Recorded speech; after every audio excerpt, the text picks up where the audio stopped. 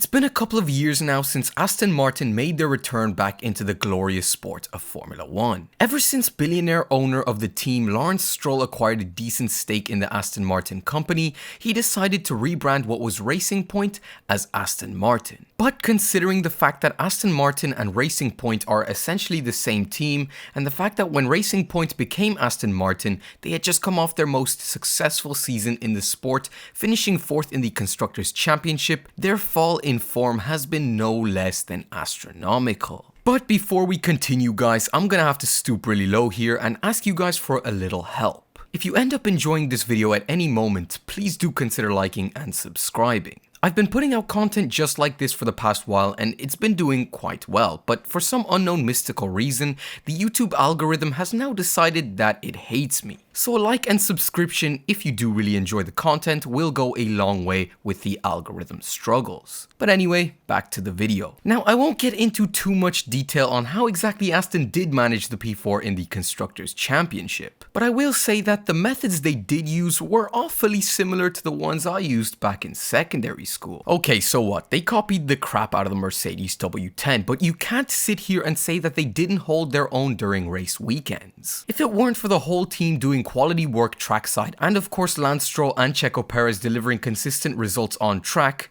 for the most part at least, they would never have gotten close to the P4 in the Constructors' Championship. So that's why no matter how you look at it, you can't deny that 2020 was an absolute banger of a season for Racing Point. But of course, things have changed since then. Copying can only get you so far in terms of car performance, and also apparently in school, because it was clear that Aston didn't really understand the car they built in 2020. When the AMR 21 first hit the track, it showed just how much Aston struggled to adapt the previous season's design concept to the 2021 regulations, because that car was way too slow when compared to their previous challenger. Why was that? Well, you remember the days you used to copy your friend's maths homework but purposefully left a few of the answers wrong, and then if the teacher asked you to elaborate at all on any of the answers, you of course couldn't. But why is that? Because they weren't your answers to begin with. Now over the season it did get a little better for Aston, and Sebastian Vettel, to all his credit, managed 2 podiums that year, even though one was eventually taken away because he failed to retain a liter of race fuel. But even with that, ultimately Aston Martin finished P7 in the Constructors' Championship. Then in 2022 things didn't get much better. In fact,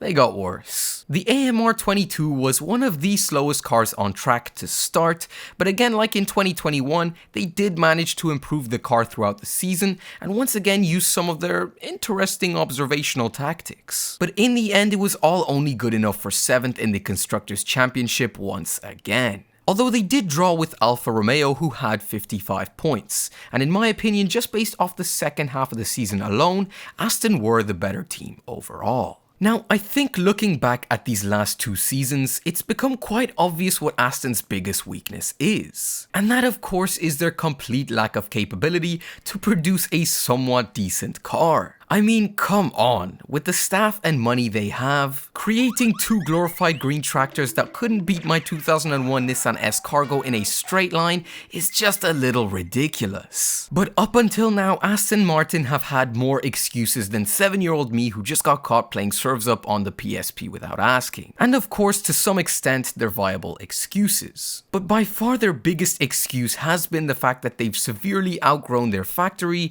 and that was limiting them. But that excuse won't work any longer, because of course, as you may know, Aston Martin has an all-new state-of-the-art £200 million factory in the works. And that, according to them, will be an absolute game changer. Now, I doubt the 2023 car had anything to do with the new factory at all. It's not fully finished yet, so it's 100% been made and developed using their old resources. But why I think 2023 is super important, regardless of what they've used to make their cars with, is because it will show everybody now whether or not Aston are capable of building on their progress from last season. I think if they repeat this cycle of starting off with a crap car and slowly building on it throughout the season, it'll only show someone like Lawrence Stroll or their star driver Fernando Alonso that that's all they can do. I mean, no one's expecting a championship contending car. No one's even expecting the 4th fastest car.